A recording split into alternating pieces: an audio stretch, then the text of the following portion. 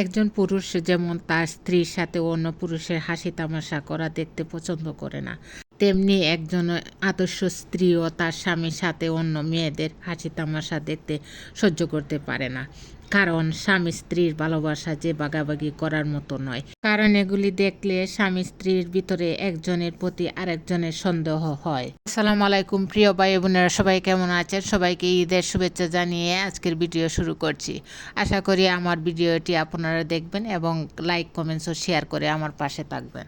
এক স্বামী তার স্ত্রীকে বলল, আয়নায় যদি মানুষের চেহারা না দেখা গিয়ে মানুষের চরিত্র দেখা যেত, তাহলে অনেক পুরুষ আয়না কেনা বন্ধ করে দিত। কারণ স্ত্রী স্বামীর উপর কোনো সন্দেহ হলে কাজ কাম ফেলে রেখে আয়নার সামনে দাঁড়িয়ে থাকত। স্ত্রী হেসে দিয়ে বলল, সেটাই ভালো ছিল, তাহলে তোমাদের রং কমে যেত। একজন স্ত্রী স্বামীকে বলল, জীবন সুন্দরভাবে চালাতে হলে এগিয়ে যেতে হবে। এগিয়ে যাও, তবে কাউকে কষ্ট দিয়ে নয়। মনকে সুন্দর রাখার জন্য হাসতে হবে। হাসো, তবে কাউকে কাঁদিয়ে নয়। জীবনের সব কাজে উন্নতি হও, তবে কাউকে টকিয়ে নয়। জীবনে বড় ধরনের সুখী হও, তবে কাউকে দুঃখের সাগরে ফেলে ধ্বংস করে নয়। এক স্ত্রী গভীর রাতে অন্ধকারে স্বামীর রুম থেকে অন্য রুমে চলে গেল। স্বামী তো তা দেখে স্ত্রীর উপর সন্দেহ হলো। সে মাঝে মাঝে কোথায় যায়।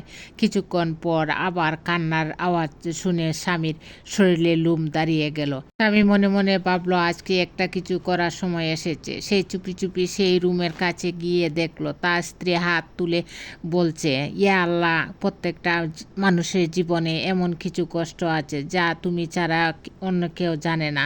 এই গভীর রাতে তোমার কাছে হাত তুলেছি, তুমি আমার স্বামী ও সকলের মনের কষ্টগুলি দূর করে দাও। একজন আদর্শ স্ত্রী বলল, স্বামী স্ত্রীর বন্ধন বা ভালোবাসা সত্যি কি অদ্ভুত, তাই না? এই পৃথিবীতে শত কোটি মানুষ থাকা সত্ত্বেও একটু কিছু হয়ে গেলে মনটা শুধু একজনের কথা ভেবে কাঁদে, সে হলো স্বামী। কারণ স্বামী স্ত্রীর মধুর সম্পর্কের ভিতরে যে আল্লাহর রহমত থাকে। তাই একজন স্ত্রী তার স্বামীকে বলল, দেখতে শুনতে স্মার্ট হলেই মানুষ সব সময় ভালো হয় না। ভালো মানুষের বৈশিষ্ট্য হলো তার মন ভালো হতে হবে। যার মন ভালো সে মানুষটাও ভালো। আর আল্লাহ পাক কোনো মানুষের চেহারার বিচার করেন না, তার মনের বিচার করেন। তাই মন ভালো করে চলতে পারলে পুরো পৃথিবীটাই ভালো। একজন স্ত্রী বলল, জীবনে যদি পারো কোনো পরিবারের সুখের গল্প লেখার জন্য একটি পেন্সিল হয়ে যাও। আর যদি তা হতে না পারো, তাহলে ভালো একটি রাবার হয়ে যাও, সারা জীবনের দুঃখ মুছে দেওয়ার জন্য। এই পৃথিবীতে ভালো থাকার জন্য নিজেকে কোনো না কোনো কাজে উৎসর্গ করে দাও, তাহলে দেখবে জীবন সার্থক। স্ত্রী স্বামীকে বলল, একটা জিনিস মনে রাখবে, প্রকৃত ভালোবাসা কখনো হারিয়ে যায় না। হারিয়ে যায় ওই মানুষগুলো যারা কখনো ভালোবাসার মূল্য দিতে পারে না। তারা শুধু নিজের স্বার্থটা বুঝে আর ঘুরে ঘুরে স্বাদ খুঁজে। পুরুষ মানুষের বাইরে সুখ শান্তি পকেটে টাকার মতো উঠানামা করে, আর ভেতরের শান্তিটা জমা তাকে গড়ে।